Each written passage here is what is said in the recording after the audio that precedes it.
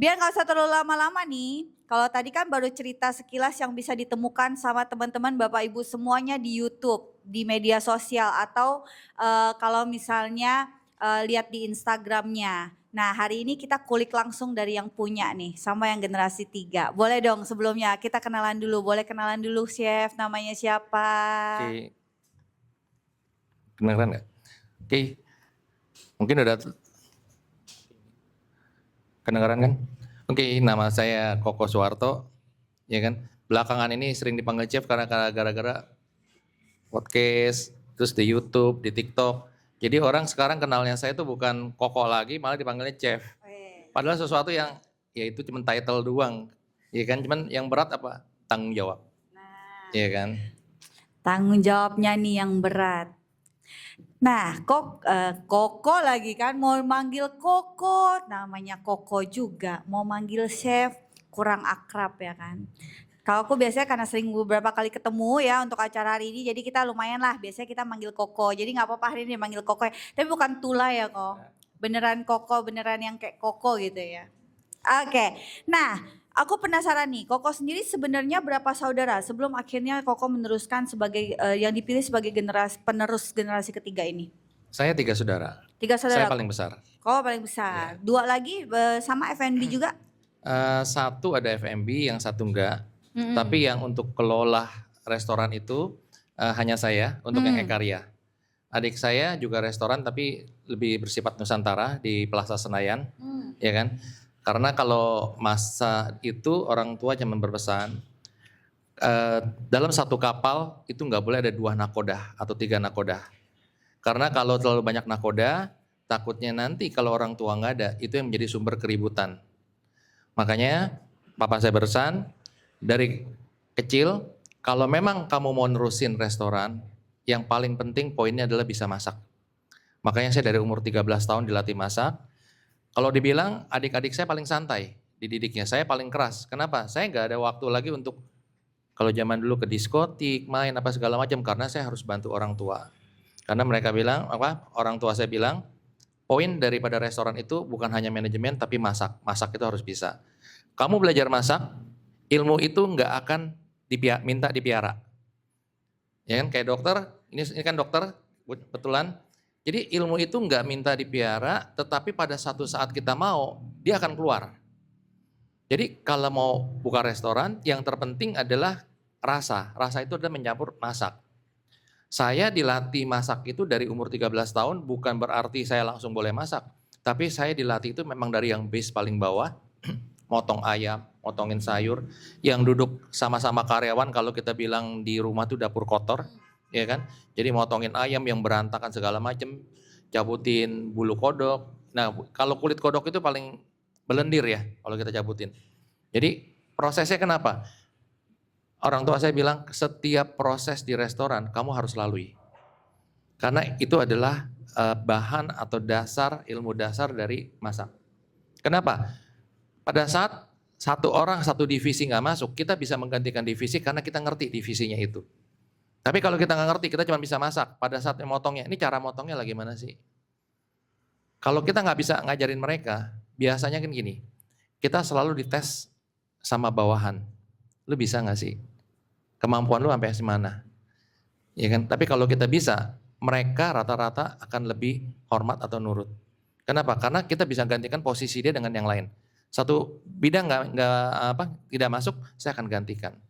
Jadi nggak ada yang diskotik apa segala macam karena ya itu dididik keras. Adik-adik saya kalau bilang serang ngiri, adik-adik saya lebih santai kalau mau jalan-jalan boleh, kemana boleh. Kalau saya waktunya ada selesai, misalnya Sabtu, biasanya orang pergi nonton atau apa, selesai dari dapur jam 9 saya baru boleh pergi gitu. Atau kadang-kadang papa saya saking lihat saya mungkin kesian ya, udah minggu lu mau pergi-pergi deh katanya, kayak begitu. Oke, tapi sebenarnya itu tuh menjadi, nih kalau saya di posisi, karena dokter? Lebih muda, lebih muda. Sedikit kan? Sedikit, 2 tahun kan ya. Tua saya dong, rugi dong aku kok. Oke, jadi kan kadang kala tuh kalau tadi aku ngelihatnya bahwa diajarkan oleh orang tua Koko itu melakukan segala sesuatunya step by step. Harus dimulai dari awal. untuk melakukan sesuatu itu harus kita tahu dulu dan masuk dulu ke dalamnya. Cuma waktu muda nih kan udah disuruh belajar masak tuh dari 13 tahun. Kayak aku nih ya misalnya. Kalau misalnya aku disuruh misalnya, oh iya tiap hari misalnya diberikan tanggung jawab setiap jam 5 misal harus tutup pintu, tutup jendela, punya tugas seperti itu ya. Atau coba belajar masak nasi seperti itu. Kita kan pada umur segitu ya disuruh gitu, aduh apa sih gitu, repot ya disuruh-suruh seperti itu. Nah, menurut Koko nih sebenarnya pada saat, umur segitu kemudian dituntut untuk punya bertanggung jawab sejak awal, sejak muda. Pada saat itu pikiran Koko tuh seperti apa untuk memaknai ini? Kalau sekarang kan diceritain tuh udah kayak yang, pengalaman yang sebelumnya membentuk seorang Koko yang besar sekarang. Tapi kalau misalnya kita flashback sedikit pada saat zamannya Koko disuruh kerjain ini, nggak bisa pergi, nggak sesantai nggak sesantai saudara Koko yang lainnya. Waktu itu Koko memaknainya seperti apa? Menerimanya tuh seperti apa? Kalau kita ngelihat, makanya yang sekarang ada Gen Z ya, Gen Alpha segala macam. Semua era itu biasanya mempunyai habit atau kebiasaan yang beda-beda. Kalau generasinya pada waktu, saya sering ngobrol sama teman-teman. Generasi saya itu adalah generasi, bagaimana ya? Bukan penakut. Penakut itu bukan berarti takut ini ya. Dulu penakut itu dalam arti gini. Dulu kita takut sama orang tua. Dalam arti hormat sama orang tua. Orang tua ngomong apa, kita gak berani bantah. Pasti kita bilang iya, iya. Sekarang, mungkin kita takut sama anak. Jadi, kita bertanya, generasinya saya generasi yang penakut semua ya. Takut sama orang tua, sekarang takut sama anak. Karena kenapa? Bentuk anak sekarang kan karakternya beda-beda. Seperti kita bicarakan, saya duduk di sini, orang tua datang dari sana sama tamu. Dikedipin mata pun kita udah tahu bahwa kita harus minggir. Mungkin kalau kayak sekarang, kenapa? Ditanya Iya kan? nih, benar. Ya kan biasanya kan kayak begitu. Jadi salah satu contoh lagi kayak di mall. Kita kalau ke mall belanja, ajak orang tua belanja. Angkatan saya atau generasi saya mungkin akan berusaha ngangkatin barang bawaannya atau belanjaannya. Itu udah pasti. Karena saya ingat dulu pernah papa saya ngajak saudara-saudaranya pergi ke Singapura atau ke Hong Kong. Itu kan ya angkatan papa saya lah. Waktu itu saya kayak porter. Jadi saya nggak kasih mereka bawa, saya tuh kayak porter, kalungin di sini, kiri kanan bawa semua. Mereka hanya melangkah aja naik. Saya tuh yang beresin semua barang-barangnya, mereka jalan. Tapi kalau sekarang kemarin kayak di mall saya bilang saya lewat jalan. Orang tua belanja bawa sendiri, anaknya masih ini. Terus anaknya disuruh ini bantuin dong, bantuin mama. Anaknya asik main katanya, atau apa. Iya kan, nggak tahu itu benar nggak? Iya kan, jadi kalau dulu kita refleks biasanya kan kita ya udah. Nah makanya kalau ditanya kita ada pilihan nggak? Karena dulu kita nggak ada pilihan, kita diarahkan. Ya kan, lu mau nggak? Kalau lu mau, ya lu harus latihan. Latihan ya didiknya dikeras kayak begitu. Oke. Nah, kalau itu kan didikannya selama ini. Memang saya mengakui juga setiap kali generasi itu berbeda-beda. Nah, mengenai generasi yang berbeda-beda ini, kau 3 bersaudara, kau anak pertama. Kenapa akhirnya waktu itu memutuskan bahwa oke, saya yang akan mengambil tanggung jawab untuk meneruskan Eka Ria ini? Gini, jadi orang tua pun biasanya itu kan akan mencoba anak-anaknya. Jadi nggak hanya satu. Lu minat nggak? Lu minat nggak? Lu minat nggak? Ya kan? Jadi kalau dibalik lagi sebenarnya kan segala sesuatu itu kalau saya kadang-kadang coba mengisi, minat itu ditimbulkan dari apa sih? Kita berpikiran kita harus smart. Ya kan? Jadi smart itu apa sih? Bukan smart berarti pinter. Kita harus pertama kali kita punya semangat nggak? Punya semangat nggak di bidang itu kita? Ya kan? Kedua, M-nya itu kita punya minat nggak? Dilatih pun kalau dia nggak punya minat, itu percuma. Tapi minat itu bisa dilatih, artinya kalaupun dideketin terus, mungkin dia tadinya nggak minat bisa minat. Kemudian A-nya itu kita lakukan analisa. Jadi orang tua saya melakukan analisa, lu mampu nggak sih? Kira-kira lu dikasih tugas ini oke nggak? Lu ini nggak? Setelah itu, R-nya itu baru disusun rencana. Oke, kayaknya anak yang ini nih yang bisa. Anak ini kayaknya berminat di sana. Disusunlah rencana. Oke, diarahkan ke sana. Ya kan? Baru yang terakhir apa? T. Apa kira-kira Teh? Tindakan. Iya kan? Ya. Nah, jadi harus lakukan action. Sebenarnya ini sama pernah ditanyakan juga pada saat diwawancara juga sama mahasiswa-mahasiswi. Kadangkala kan suka banyak lulusan-lulusan luar negeri yang kuliner datang ke sini terus gagal. Iya kan? Karena jujur saya ngomong kenapa? Karena ya itu, kita harus lakukan smart. Kita lulusan misalnya ini nyimpang dikit nggak apa ya. Jadi kadang-kadang banyak yang ngeluh, saya buka toko ini jadi hopeless apa segala macam. Karena ya itu saya bilang kurang smart-smartnya dalam arti bukan kurang pintar. Dia bikin roti yang jago. Bapaknya sekolahin di Golden Blue di Aussie. Datang ke sini dimodalin bapaknya dibikin mesinnya yang bagus yang mahal. Tepungnya dibikin yang bagus, ya kan? Artinya dia punya semangat, punya minat karena udah di sekolahin di Aussie. Tapi lakukan analisa enggak? Dia ngeliat keramaiannya di mana? Yang rame ada di Glodok nih katanya. Ya kan? Dia buka di Glodok. Dia buka roti atau kopi, ya kan? Kita anggap roti lah. Roti dia buka satu potong karena enak dan itu import semua. Dia jual harganya satu potong 100.000. Misalnya kayak begitu. Dua toko dari mereka, itu ada toko roti misalnya Alfamart atau apalah segala macam. Yang rotinya cuma 20.000 atau 30.000. Ya kan?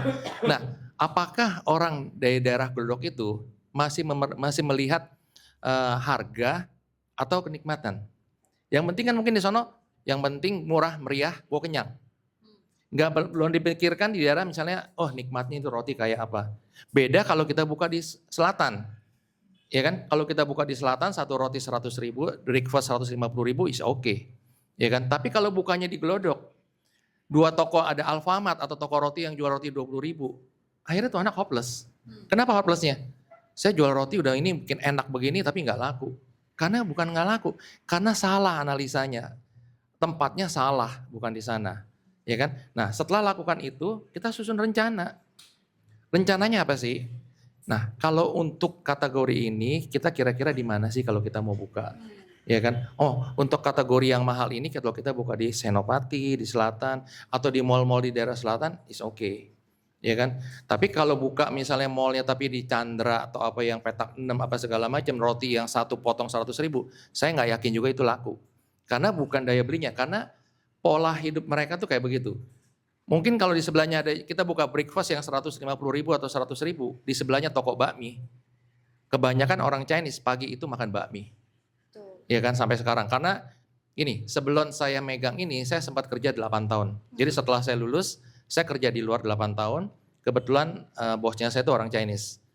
Selama saya kerja 8 tahun itu tiap pagi kalau ke kantor supirnya datang, saya dibilangin sama supirnya kok dipanggil.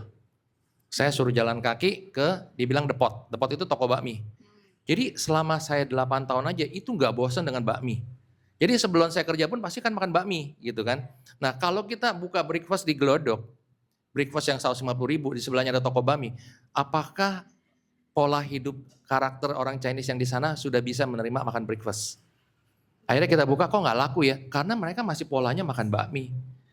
Ya kan kayak begitu. Jadi ya itulah kita harus analisa kalau kita mau buka sesuatu kayak apa sih. Tetapi satu yang perlu dipegang mungkin oleh gen yang baru ini, mau Gen Z, Gen Alpha, mereka apapun yang dilakukan oleh pendahulu-pendahulu saya atau apa, itu adalah yang terbaik pada saat itu. Yang kadang-kadang kan suka dikomplain sama yang muda-muda sekarang, coba buka di sana, ya kan? Karena sekarang gini, kalau buka restoran, coba buka di selatan. Dulu selatan tuh belum ada apa-apanya, ya kan? Jadi yang perlu ditanamkan juga bersyukur bahwa kita ada hari ini, karena apapun yang dilakukan orang tua kita atau pendahulu kita adalah yang terbaik pada saat itu yang mereka lakukan. Ya, itu juga sama juga mama pasti melakukan yang terbaik pada saat anaknya lahir. Itu yang terbaik. Walaupun nanti pada saat dia punya cucu, ini nggak boleh gini-gini udah ketinggalan atau apa. Tapi mama itu melakukan sesuatu yang terbaik pada saat itu. Generasi berubah, ya kan berubah lagi. Tapi kan anak-anak kadang-kadang nggak ngelihat feedback ke belakangnya, tetapi ngelihat ke depannya bahwa ini kok begini, kayak begitu. Oke, jadi prinsipnya adalah pada saat kita membuka suatu usaha begitu ya, kita juga harus menganalisa, di mana kita berada itu akan meningkatkan nilai kita sebenarnya ya, tergantung kita di mana. Segmen pasar kalau kata anak zaman sekarang menyesuaikan. Nah, kalau tadi kan dibilang tiap generasi itu punya caranya masing-masing. Baik pada saat generasi itu belum tentu nih cocok untuk generasi yang saat ini. Nah, dari Chef Koko nih ngeliat generasi zaman sekarang, perubahan zaman sekarang, GoFood gampang, ibaratnya gitu. GrabFood gampang. Jenis makanan semakin lama semakin bervariasi. Dari yang faedah sampai yang unfaedah. Dari yang mungkin dilihat, oh pada zamannya orang mah nggak demen nih makan ginian. Kok sekarang justru booming ya gitu. Sedangkan Koko tetap harus meneruskan nih yang sudah dibangun oleh generasi Koko yang dari sebelum-sebelumnya. Bagaimana Koko menilai dan membuat e-karya ini bisa masuk ke generasi yang saat ini. Inovasinya tuh seperti apa yang sudah Koko sudah lakukan agar e-karya ini yang sudah bergenerasi sebelumnya, sudah 100 tahun tetap relate, tetap bisa masuk ke pasar di 2025 ini. Oke, sebenarnya pertanyaan itu kadang-kadang sulit-sulit gampang ya, karena setiap generasi itu punya ciri khasnya masing-masing, di mana kita harus masukin setiap generasi-generasinya. Karena generasi yang sekarang, kalau kita boleh bilang itu generasi yang instan, yang maunya semua serba cepat dan langsung jadi. Seperti kayak pesan makanan. Dulu kalau kita pesan makanan, kita harus datang ke sana. Karena pernah nih saya jalan sama tetangga yang kebetulan udah senior. Dia ngeluh, saya pagi-pagi ada yang ngebel, saya buka pintunya, ternyata Gojek, ngirimin apa? Pisang, dua potong doang pisang. Dia bilang nggak salah ya cucu saya. Maksudnya pisang aja pesan melalui Gojek. Lama-lama kan itu akan terbentuk ego ya. Jadi dia nggak mau kemana-mana, maunya instan, tinggal klik-klik aja itu datang. Padahal menurut seniornya itu, kalaupun kita keluar, salah satu itu kan kita buat kita refreshing, nggak sumpek dengan rumah. Kedua, mungkin bisa dikasih tahu ini loh buah yang bagus, ini loh ada buah ini, buah apa. Jadi berinteraksi dengan sosial. Jadi berteman, bergaul, atau apa bukan yang di rumah aja. Nah itulah, makanya masing-masing pun punya generasi yang beda. Nah bagaimana sih, kalau saya restoran e-karya adalah restoran Cantonese. Tapi saya bilang saya udah nggak Chinese food murni, karena perjalanannya waktu saya akan sebut ini sebenarnya Chinese food peranakan. Kenapa? Sambil berjalannya waktu, itu kita lakukan selalu penyesuaian-penyesuaian, apa sih yang diperlukan, apa sih yang diinginkan. Saya nggak bisa maksa seseorang tuh makan nasi goreng, padahal dia mau bakmi goreng. Jadi kita harus lakukan maunya apa, sambil tidak menghilangkan ciri khasnya kita sendiri loh. Ya kan, ciri khas kita apa? Tetap kita pertahankan, tetapi kalau efek dari sana ada orang mau ke sini, seperti salah satu kita ada bikin sate ham. Sate ham kita masih tradisional karena kita bakar pakai areng benar-benar. Dulu itu kita pakai roti tawar. Tapi sekarang saya ganti pakai mantau. Kenapa? Ya, salah satunya perkembangan zaman itu udah ada mantau. Terus kedua, zaman sekarang itu kan kadang-kadang penampilan tuh perlu. Ya kan? Tata rias. Kalau dulu kan kalau orang sebelum makan itu berdoa dulu. Sekarang Ya kan? foto dulu. Ya, sekarang foto dulu, upload dulu baru makan. Padahal Chinese food kalau makanan dingin tuh nggak enak banget. Ya kan? Terus kalau orang dulu cara makannya tuh satu-satu. Jadi nggak ada makan keluarin semua. Jadi kalau kita melihat ke sana, sebenarnya kalau di Chinese food itu pasti yang pertama kali keluar itu yang asam-asam. Kenapa sih asam? Karena untuk merangsang perut, untuk terima makanan. Kalau kita bilang cacing di dalam perut itu dibangunin. Kan kalau asam kan ya dokter, membangunkan ini kan. Jadi untuk merangsang, untuk terima. Setelah itu dia akan dikasih sup yang hangat-hangat untuk menghangatkan. Kalau di dalam tenggorokan misalnya ada minyak topa itu diluruskan dulu. Setelah itu baru dikasih main course. Dikasih daging, dikasih apa. Terakhir itu biasanya kedua terakhir itu ikan. Ikan itu adanya di belakang biasanya. Setelah itu baru makanan mau nasi goreng, karbo. Kenapa begitu? Karena berprinsip kita ke restoran itu kan ingin nikmatin makanan itu loh. Bukan untuk ngenyangin. Nikmatin artinya gini, oke gue mau makan supnya nih. Oh supnya rasanya enak loh kayak gini. Terus kemudian kita mau makan burung. Misalnya salah satu memang e-karya favoritnya burung. Kita makan burung, nikmatin dulu. Setelah itu jadi kita nggak boleh tuh keluarin sekaligus satu-satu. Malah zaman dulu kalau kita keluarin sekaligus, kita dipanggil, kamu mau ngusir saya ya? Kenapa? Karena dikeluarin sekaligus, itu nggak boleh. Ya kan, jadi kalau udah setengah habis baru keluarin berikutnya. Setengah habis keluarin berikutnya. Nah, kenapa makanan karbo itu di belakang? Kalau ini udah nikmatin semua, belum kenyang, kenyanginlah dengan bakmi, bihun atau nasi itu. Nah, kalau sekarang kan polanya beda lagi. Keluarin dulu semua karena untuk difoto, habis itu dimakan padahal dingin. Terus kedua, yang saya kadang-kadang pesan gini, sekarang buka restoran tuh paling gampang. Rasa nggak perlu enak, yang penting cabenya enak. Iya kan? Makan nasi, kalau saya lihat makan nasi, ambil sayur semua atau apa, terus ambil sambal tumpekin, aduk, terus makan. Rasanya apa? Pedes doang. Jadi yang penting ya sambal mata, pokoknya yang pedes-pedes itu paling penting sekarang kita rasa. Karena pada saat pedes itu masuk, yang lain itu hilang. Iya kan? Esensi menikmati makanan enak ya. Oke, kalau sekarang orang kalau pada makan ya udah yang penting gue makan aja dulu deh gitu. Yang penting isi perut gitu ya. Yang penting bagus tatanya. Iya, Iya kan? Instagramable kalau Ya, kata anak sekarang di kok. selatan kalau bayar 300.000 piringnya gede, cuman kasih daging sepotong, kasih coretan mayones atau apa, Nah. kasih jeruk sedikit, mau bayar. Nah, betul. Coba di daerah kota dikasih gitu nggak ada yang laku itu. Nggak laku, dikomplain, Nah. dikit banget makanannya. Mahal kan? Mahal. Nah, oke. Tadi sudah dijelaskan. Jadi sebenarnya mindset sekarang mungkin atau pola sekarang orang tuh makan atau orang punya restoran segala macam tuh untuk mengikuti tren zaman sekarang gitu ya. Jadi esensi dia benar-benar restorannya untuk menyenangkan orang agar orang bisa menikmati dengan baik tuh agak kurang kayaknya sekarang. Di sini Bapak Ibu ada yang F&B nggak? Siapa yang kira-kira? Ada yang di bidang F&B nggak? Cici Apa? ada di bidang F&B. Apa nih Ci? Cheryl. Kita sambil ngobrol-ngobrol ya. Ini nanti kalau ada yang mau bertanya gitu ya, nanti boleh langsung kita tanya pengalamannya dari Cheryl. Gimana Ci? Cherylnya apa nih? Cerealnya namanya Big Break. Cereal oatmeal. Oke. Buat sarapan, buat breakfast atau buat snack gitu. Buat snack. Udah lama Ci? Dari 2020. Oke. Suka dukanya apa Ci? Mungkin bisa belajar sama Chef Koko yang udah 100 tahun ini. Suka dukanya banyak sih. Jadi sama tadi tentang market juga. Kalau tempatnya tepat itu masih struggling kayak nyari target market yang tepat karena produknya kan lumayan niche juga, kita harganya lumayan agak naik dan maksudnya target marketnya emang orang-orang yang udah aware kesehatan gitu, mengenal kesehatan. Kalau di Indonesia kan awareness-nya belum setinggi itu, jadi challenge-nya di situ sih, gimana memperkenalkan ke masyarakat supaya mereka mau nih pindah gitu ke makanan yang lebih sehat dan harganya kan juga maksudnya nggak kayak misalnya harga apa ya, biasanya kalau di pasar-pasar gitu ya, maksudnya kayak itu juga kenyang gitu. Itu satu. Dan yang kedua problemnya juga challenge-nya di karyawan ya gimana sih supaya karyawan itu tuh mereka kerjanya tuh bisa maksimal gitu.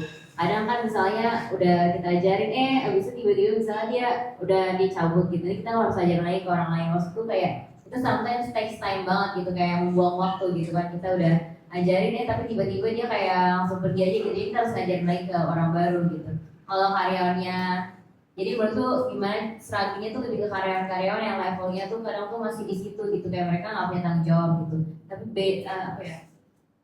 belum punya loyalitas lah. Beda sama kalau misalnya ada juga yang karyawannya emang timnya tuh emang levelnya lebih di atas lah ya misalnya. Nah mereka biasanya lebih punya tanggung jawab gitu, kayak lebih tahu lah aku nggak boleh sembarangan keluar atau apa gitu. Mereka biasa lebih sesuai kontrak gitu. Nah itu mungkin bisa bantu sharing dari selama ini pengalaman kalau handle karyawan timnya gimana kok. Oke, nah terima kasih Cici sharingnya. Kalau tadi tuh berarti kan nggak cuma sekedar produknya aja ya, tapi how to manage karyawan. Apalagi generasinya sudah lama, sudah berdiri lama. Kalau boleh tahu Ekaria sendiri saat ini seluruh karyawannya berarti berapa kok? Ada 80 lebih. 80 lebih, termasuk dapur semua, the whole Ekaria ya? Dulu waktu sebelumnya mungkin tahun 90-an atau apa kita hampir 120 karyawan. Hampir 120-an karyawan dan sekarang 80-an. Nah, dari 80-an orang itu kan artinya 80 kepala ya Bapak Ibu. Ngurus satu kepala aja kita pusing ya. Gimana caranya Koko bisa nih memaintain lah ya, menjaga dari 80 orang karyawan Koko ini, bagaimana Koko memperlakukannya atau bagaimana Koko bekerja sama dengan para karyawan ini? Ada yang udah lama kok di sini? Ada. Berapa tahun? Mereka kerja dari tahun 70-an. Wow, kerja dari tahun 70-an, bayangkan, boleh Di sini tepuk tangan. banyak sekali yang lama-lama. Banyak ya yang lama-lama ya, Bahkan bayangkan turun ke bisa dari anaknya. 70. Turun ke anaknya. Jadi nggak cuman restorannya aja yang punya, karyawannya juga turun-temurun begitu ya. Nah itu suatu yang pengen kita tahu nih. Kalau Teh Cici bilang udah diajarin, susah-susah ibaratnya nanti, aku resign lah, sudah pada bisa aku resign. Nah dari Koko tipsnya mungkin bagaimana caranya sampai akhirnya Koko punya karyawan yang bisa dari tahun 70-an sampai anaknya, keluarganya, itu gimana tuh? Sebenarnya gini, tadi yang belakang juga nanya ya, gini, kita sharing itu berdasarkan satu-satu ya mungkin. Saya takutnya layan ini saya lupa yang ini. Ah. Ya kan? Sebenarnya setiap masa itu punya karakter yang beda-beda. Seperti misalnya tahun 70-an, tahun 80-an, 90-an itu punya karakter manusianya sendiri, punya loyalitasnya yang tinggi atau apa segala macam. Ya kan? Terus seperti tadi ditanya produk. Produk itu gini. Memang kadang-kadang sekarang kalau kita ngomong yang istilahnya bahasa banyolannya, jual yang haram lebih gampang daripada jual yang halal. Bener gak? Iya kan? Jadi masa sekarang mau cari cuan atau idealis. Itu doang. Ya kan? Kalau cari idealis tentu gak cuan. Karena kenapa? Kita mau cari makanan sehat. Berapa banyak orang yang care terhadap makanan sehat? Makanan sehat itu identik dengan harga yang tinggi. Apakah di Indonesia itu masih orang care kayak begitu? Nah, nyiasatin pasar, kita harus tahu akhirnya kita harus posisi kita di mana. Ya kan? Kita terlalu fokus kepada makanan sehat. Apakah pola hidup Indonesia sudah menuju ke pola hidup sehat? Kalau misalnya belum menuju ke sana, sedangkan kita menuju ke sana, tentu hambatannya banyak. Karena salah satu faktor harga. Mampu nggak? Keadaan sekarang kayak dibilang keadaan COVID ini udah membaik. Kalau COVID membaik, tapi ekonomi dari COVID sampai sekarang itu belum membaik. Malah memburuk. Memburuknya kenapa? Karena saya waktu itu ngobrol sama teman saya, dia salah satu jadi asisten perusahaan yang besar di IT. Dia bilang masih ada daya belinya pada saat COVID dibandingin sekarang. Sekarang lebih parah lagi dibandingin dulu. Dulu artinya pada saat COVID orang masih punya uang untuk belanja. Tapi orang berharap setelah COVID ekonomi membaik, keuangannya membaik. Ternyata setelah COVID keadaannya nggak membaik, makin buruk. Sedangkan cadangan uang mereka sudah makin menurun. Ujung-ujungnya memang daya belinya jadi turun. Terutama di bidang F&B, ya kan? Bidang F&B ke depan banyak, kalau kita bilang lagi mana ya, susah-susah gampang. Kenapa? Saingan terutama dari China itu besar nyerbu ke Indonesia. Terutama Jakarta, ya kan? Mereka mempunyai modal yang kuat karena mereka sudah nggak bisa berkembang lagi di negaranya. Mereka mencari pasar di luar Jakarta, di luar China. Jadi mereka kemana? Ke Singapura, kemana? Itu bukan F&B aja. Untuk bidang-bidang segala macam, mereka bisa jual lebih murah, ya kan? Kita buka, misalnya sekarang kamu buka ini sesuatu, padahal modal kamu udah misalnya 100.000, ya kan? Mereka bisa jual 50.000. Sudah jadi, padahal kamu tuh modal, belum keuntungan. Mereka bisa jual di bawah itu. Yang paling kena kan kayak garment. Garment itu kadang-kadang mereka beli di sana cuman belanja 20.000, 30.000. Kita berpikir 20-30 ribu, kita modalnya berapa ya? Karena waktu itu pun sebelumnya teman saya ngomong, dia bikin gelas. Yang penting moldingnya itu yang bagus. Waktu itu China belum berkembang kayak sekarang, ya kan? Yang penting moldingnya atau moldingnya itu dibikin di Jerman, dibawa ke China. China bisa bikin. Tapi kalau sekarang China udah lebih maju. Ini kita ngomong 10 tahun yang lalu. Kenapa dia bilang? Saya untuk datengin bikin aqua ini ke sini, bikin pabrik apa segala macam, ini modal saya 1.200. Itu harus buka pabrik, ngadepin karyawan yang macam-macam, apa segala macam. Ya kan? Sedangkan pas China buka, saya cukup datengin sampai di depan meja, saya nggak usah buka pabrik. Saya hanya duduk-duduk diam, hanya catat-catat doang, ini 800 rupiah udah nyampe, udah saya nggak pusing. Itulah kenapa akhirnya orang beralih ke sana. Tapi kan sekarang China mahal, orang beralih lagi ke Vietnam atau Kamboja segala macam.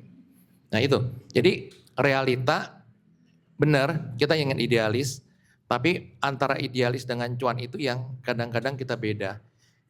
Kita mau cuan, kalau tetap pertahankan idealis, tentu porsinya lebih kecil. Ya kan? Artinya segala sesuatu itu orang mau instan. Jadi kamu harus nyiasatinnya, pasar maunya apa sih? Oke, idealis kita masih bisa disusupin, tapi lagi mana cari bahan? Oke, ini bahan mahal. Ada nggak bahan pengganti? Istilahnya kalau KW-nya ada nggak? Dengan maksud apa? Barang kita kita harus tes pasar. Kayak yang saya bilang, kamu harus analisa. Barang kamu yang kamu jual 100.000, pasaran jual berapa sih? 70.000, 80.000, kamu jual 100.000. Kamu ngomong berbusah pun, ini produknya pakai begini, ini pakai begini, pakai begini. Nyampe nggak? Belum tentu nyampe berita itu ke customer. Kan customer gini, kita beli barang, jarang kita baca produk. Ini kandungannya apa ya, kandungannya apa. Yang penting ini buat apa, serat, ya udah kita minum. Yang penting harganya sekian. Jarang mereka perhatiin sekali, mungkin kalau dokter perhatiin ya, komposisi apa segala macam.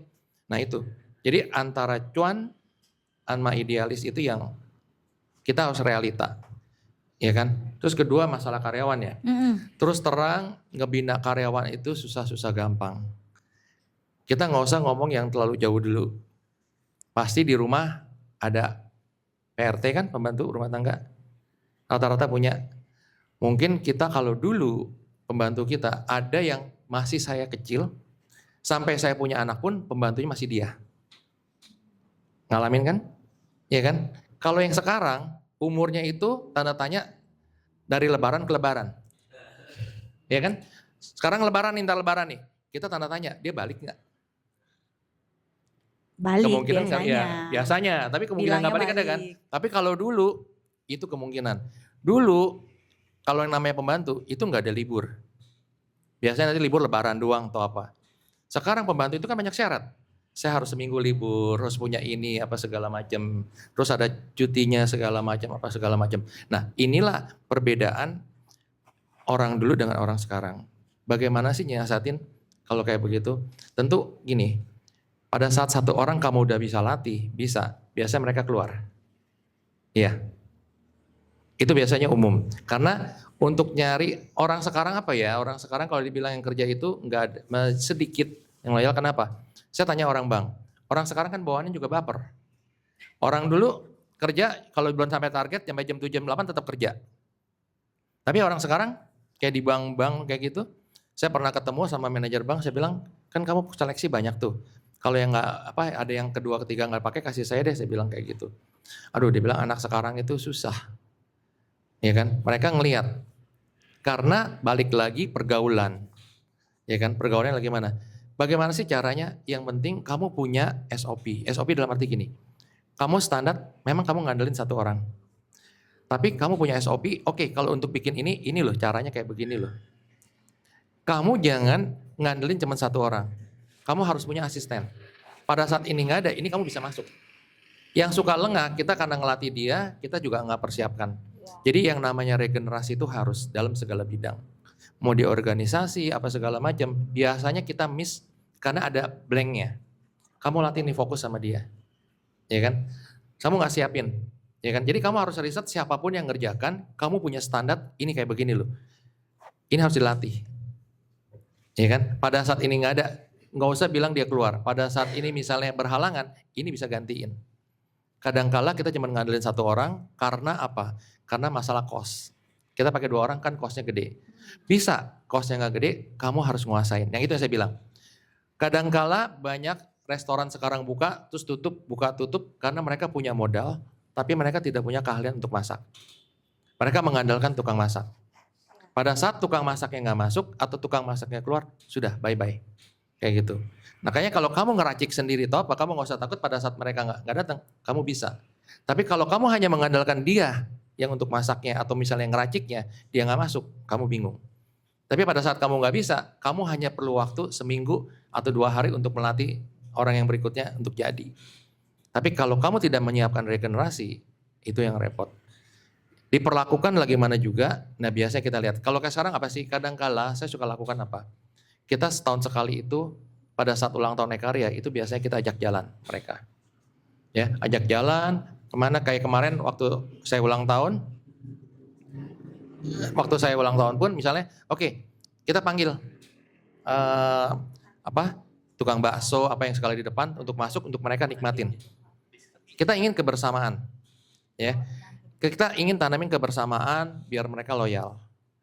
Tapi balik lagi, itu tidak menjamin bahwa mereka itu akan loyal untuk sekarang. Kenapa? Karena zaman berubah. Yang paling gampang kita ngomong ngatain kayak saya bilang pembantu aja, pembantu dulu mungkin dari saya kecil sampai saya punya istilahnya anak saya, dia yang ngurus juga. Saya masih kecil dia yang ngurus, sampai anak saya ngurus.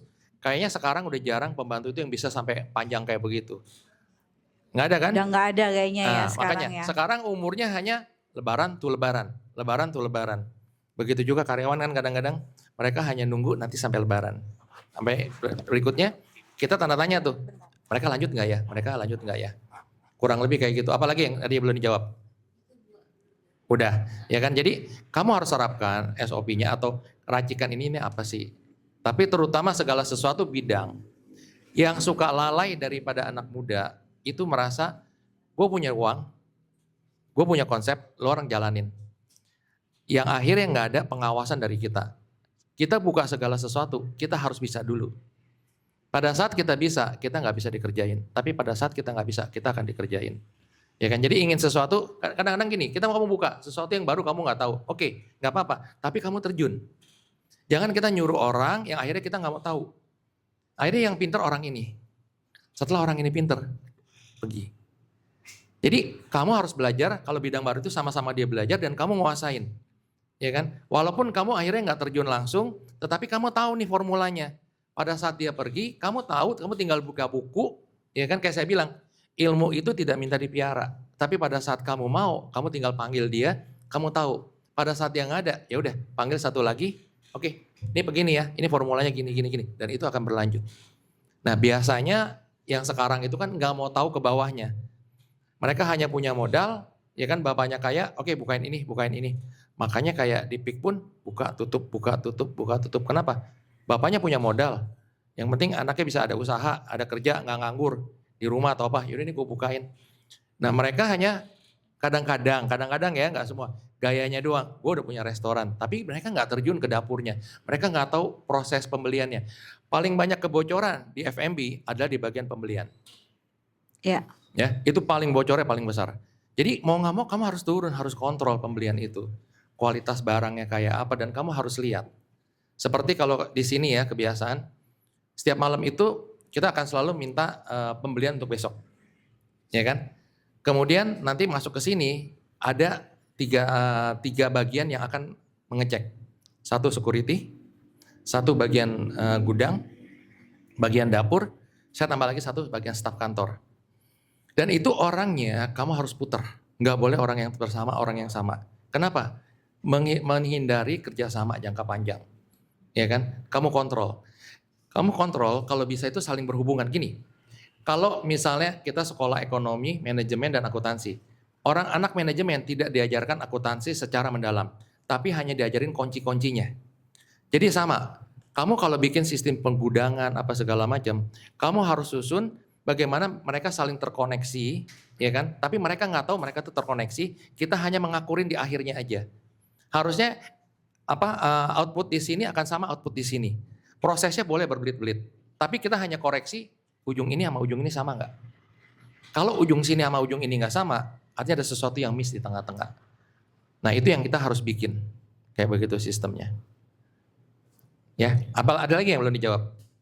Ada pakai ini deh ya, kalau laporan keuangan itu pakai sistem nggak atau pakai planning maksudnya? Laporan keuangan maksud kamu untuk harga pokok produksi atau laporan keuangan untuk pajak?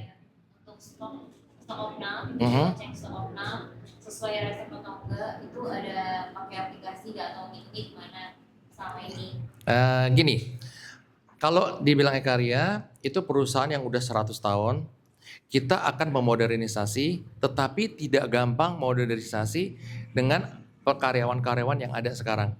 Artinya karyawan lagi mana? Kalau kita mau modernisasi semuanya, tentu kita harus skip semua karyawan yang lama itu diganti dengan yang baru, yang tenaga-tenaga muda. Balik lagi, artinya kamu harus mengeluarkan biaya dan kamu tega nggak ngeluarin semua karyawan. Karyawan saya pekerjanya mungkin paling sedikit yang 30-40 tahun itu udah banyak banget. Cost paling terbesar itu di karyawan. Ya kan? Posisi kayak sekarang yang paling enak itu karyawan atau staff. rame atau sepi, tetap mereka digaji. Posisi pengusaha sekarang yang pusing, karena nggak mungkin kita ngutang sama karyawan atau apa, baik gajinya gue nggak bayar ya nanti ya, atau apa. Kita yang pusing, ya kan? Terus waktu sekarang kayaknya dokter nggak 24 jam lagi ya, cuman 22 jam ya satu hari. Karena berasa nggak, kita ini udah Sabtu, tahu-taunya besok udah Minggu, udah Senin lagi atau apa segala macam, ya kan? Nah kalau ditanya laporan keuangan, itu berbalik lagi, kamu pakai aplikasi bagus kalau bisa pakai aplikasi, ya kan? Tetapi kamu harus siap SDM-nya. Balik lagi semua itu harus ada SDM-nya. Kalau SDM kamu belum mampu dan kamu paksain, yang akhirnya mental buat kamu. Yang paling terbaik, kamu lakukan riset pasar, pakai aplikasi, orangnya memadai nggak? Kalau orangnya sudah bisa memadai, biar yang nggak bisa itu belajar. Ya kan? Saya waktu komputerisasi orang take order, itu saya sulit. Waktu itu mama saya masih ada, ya kan? Mama saya kebetulan kan baru meninggal. Karena yang nentang itu banyak kan orang-orang lama. Karena mereka terbiasa nyatet, terbiasa ini. Mereka suruh komputer, itu mereka nggak mau repot ngetik-ngetik. Lebih baik buat nulis, udah kelar. Iya kan? Terus kalau misalnya ngetik harus ngetik, belajar lagi di keyboard. Kadang-kadang ada ilmu yang 11 jari. Bukan ilmu 10 jari, jadi ngetiknya 11. Nah itu kan kendala. Cara mengalihkannya itu, kamu nggak boleh memutuskan yang lama sebelum yang baru itu jalan. Kamu nge-backup, yang lama tetap jalan, yang baru itu masukin. Yang baru ada masalah, kamu ada backup dengan yang lama. Tapi kalau kamu instan kamu ngerubah dengan konsep yang baru, ya kan, nggak jalan, berantakan kamu kalau itu nggak jalan. Deh, apalagi? Dulu. Jadi sebenarnya tergantung bagaimana kondisi yang kita miliki, sumber daya yang kita miliki, kita bisa mengikuti zaman, tapi kita juga harus menyesuaikan dengan kondisi yang kita miliki gitu ya. Jadi kita bisa juga sama-sama belajar. Ada yang baru, ada yang lama, jadi kita harus cari jalan tengahnya begitu ya. Ngomongin tadi nih banyak banget bilang racikan dari harus satu orang tuh kita sudah punya bahan racikannya. Jadi kalau ada orang lain tiba-tiba dia keluar, kita masih bisa. Ngomongin soal racikan nih, karena sudah banyak generasinya, aku tadi dibisikin dari tim dapur, katanya sudah disiapkan salah satu menu khas dari Ekaria. Boleh nih dikeluarkan dulu menunya, apa kira-kira menunya? Ini menunya tuh nggak sederhana ya, di balik kelihatannya yang cukup sederhana tapi banyak makna di dalamnya. Nanti kita akan mendengarkan nih cerita atau makna apa sih sebenarnya gitu ya. Boleh apa nih? Wede, boleh dong tepuk tangan. Ada yang udah pernah nyicipin? Kalau dilihat dari bentuknya ada yang udah pernah nyicipin belum? Nah, boleh katanya minta menunya. Ini boleh dibagiin nanti kan kok? Boleh dikasih chip kan? Bukan dilihat doang. Kalau dilihat aja perhatiin baik-baik ya. Nanti yang nyicip aku aja kan? Oh gitu ya? Kita nanti kita ceritain deh apa rasanya gitu. Nah, boleh nih sedikit. Jadi teman-teman, ini minta karyawannya nodong jadi nggak cuma bosnya aja hari ini. Coba boleh dijelasin ini apa? Coba ini tuh apa sih? Ini ujian kalau nggak bisa jawab salah nih. Takut salah chefnya. Nggak apa-apa. Jelasin dulu Oke. ini apa. Ini dessert ciri khasnya Ekaria. Kita biasa nyebutnya nasi manis. Nasi manis ini nasi ketan yang di dalamnya itu dia ada diisi kacang tausa, lalu kemudian di atasnya diisi beberapa macam manisan. Ada 7 ya, chef kalau nggak salah. 8. Oh 8, sorry. Lupa. Soalnya ditodong biasanya langsung grogi ya. Nah jadi si nasi manis ini dia harus disajikannya secara panas karena nasi ketan kalau disajikannya dingin itu biasanya keras. Nasi manis ini disiram pakai saus susu, dia disajikannya bersama dengan fla almond untuk menetralisir si rasa manis tausanya tersebut. Lebih jelasnya nanti ke Chef Koko lagi ya. Terima kasih. Terima kasih. Maaf loh ditodong, boleh dong tepuk tangannya. Nah, boleh kok. Silakan dijelaskan ini apa? Tadi ada 8 kondimen di dalamnya ya. Kondimen, udah kayak orang bener gue. Jadi ini apa?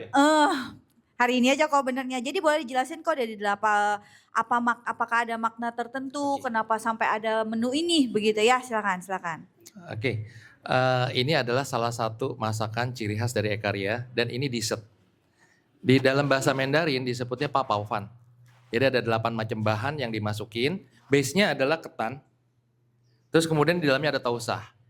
Kita kasih garnish, itu ada cherry, ada kismis, ada jeruk, ada terate, dan ada buah labu di dalamnya. Terus kemudian itu kita siram ini dengan susu. Nah, ini akan manis sekali. Orang akan yang pikir ini makan manis, tapi kita akan netralisir dengan yang di mangkok ini almond. Ya kan, nanti kita cobain. Nah, ini kalau kita ngeliat di sini, ini putih bersih di foto bagus. Tetapi biasanya kondisi begini kita nggak akan jual karena dalam kondisi ini tidak akan nyerap.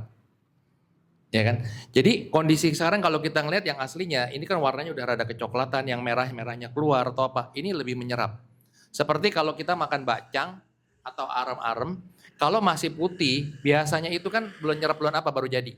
Tapi pada saat bacang atau arem-aremnya udah mulai coklat, dia akan menyerap. Nah ini juga sama, pada saat kita bikin, biasanya kita nggak boleh. Menurut beberapa orang, ada blogger atau apa, untuk saat ini, untuk makanan ini, belum ditemukan di tempat lain. Kalau ditanya, ini kapan sih adanya atau apa? Sebenarnya ini udah ada banyak, boleh dibilang 80% makanan yang di Ekaria adalah makanan yang memang resepnya dari 100 tahun yang lalu, artinya dari turunin.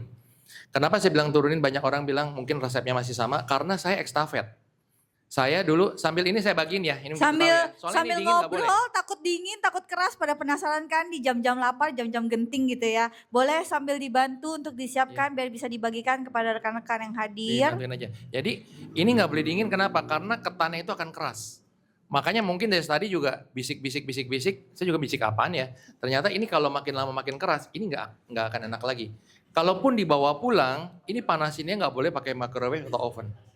Kenapa? Karena panasin sesuatu barang sebenarnya paling benar tuh kayak zaman dahulu, di steam. Iya kan? Jadi kalau pakai microwave, saya nggak tahu microwave itu ada suatu gelombang elektronik apa yang membuat dia, kita paling gampang gini, kita makan pizza, kita beli pizza panas. Kita nggak makan, udah dingin. Walaupun sejam 2 jam kita nggak makan, dingin tapi lembut. Tapi kita masukin ke microwave, kita keluarin, kita makan enak. Diamin 10 menit, dia dingin, keras kayak batu. Ya kan? Jadi kita nggak tahu ada gelombang apa yang membuat makanan itu menjadi keras. Sebenarnya kayak saya bilang, makanan dulu itu akan lebih sehat daripada makanan yang sekarang. Kenapa? Karena sekarang banyak kimia-kimia yang dimasukin. Seperti udang yang garing, ya kan? Itu kebanyakan diobatin. Sapi untuk ngelembutin. Sebenarnya sapi untuk ngelembutin, secara normal di rumah kalau mau ngelembutin, itu ada ramuan kayak kalau yang di supermarket jual kan kayak daun pepaya atau apa ada. Atau kalau mau lagi pakai perasan nanas. Cuman ingat perasan nanas itu tajam. Pada saat kita lupa angkat, daging yang kita perasin nanas itu akan hancur. Bukan empuk lagi, tapi hancur dia. Pada saat kita goreng, dia akan terurai. Kayak begitu. Jadi zaman sekarang kayak sekarang makan boba, ya kan apa segala macam. Kadang-kadang dibilangnya taro kan atau apa. Kalau kita ngeliat mana taronya. Itu kan semua cuman kimia, diambil esennya atau apa, aduk-aduk nih, minum. Pasta itu ya kok. Makanya kayak kita bilang, kita nggak tahu ke depan itu kayak apa karena terlalu banyak kimia sekali yang dimasukin ke dalam badan kita. Seperti kayak microwave kan harusnya kalau memang lembut gitu, kenapa bisa keras? Ya kan? Makanya ini disarankan selalu di steam. Ya kan? Empuknya tetap dapat, panasnya tetap dapat. Terus ngetes keras nggak kerasnya lagi mana matang nggak matangnya. Biasanya nanti kita ambil tusukan gigi. Tusukan gigi itu kita tusuk. Kalau masih keras, biasanya kan kalau kita lihat kalau dia tusuk sampai ke dalam, artinya dia udah empuk. Artinya udah mulai anget. Tapi belum tentu menjamin itu panas. Pada saat kita cabut, kita pegang tusukan giginya. Misalnya tusukan gigi setajam, angkat ini pegang. Kalau di sini masih dingin, artinya masih ada unsur dingin di dalamnya. Jadi harus kalau memang mau lembut semuanya harus adem. Saya kayaknya lagi belajar masak ini. Banyak yang suka masak loh kok, enggak apa-apa, tips and trick. Nah ini colongan nih, kita colongan kalau dapat narasumbernya tuh chef gitu ya, langsung kita tanya. Biasanya apa masalah apa yang masak di rumah yang susah? Kangkung. Masaknya hitam. Iya kalau nggak berubah warnanya hitam, Sering. kelembekan nggak enak, garingan belum mateng. Udah ada yang punya solusinya belum kalau kangkung? Masaknya. Kayaknya nanti berubah ya nggak apa-apa ya jadi berubah masak nih sekarang. Berhubung kita lagi nyiapin nggak apa-apa kok. Ya kan? Sembari kan kita multi Bagian aja, pokoknya bagian. di sini Oke, mah. gini. kenapa sayur itu bisa hitam, itu biasanya overcook. Kita pasti pernah makan kangkung hot plate. Pernah kan kangkung hot plate? Pernah nggak mereka keluar dari dapur kangkungnya itu udah matang?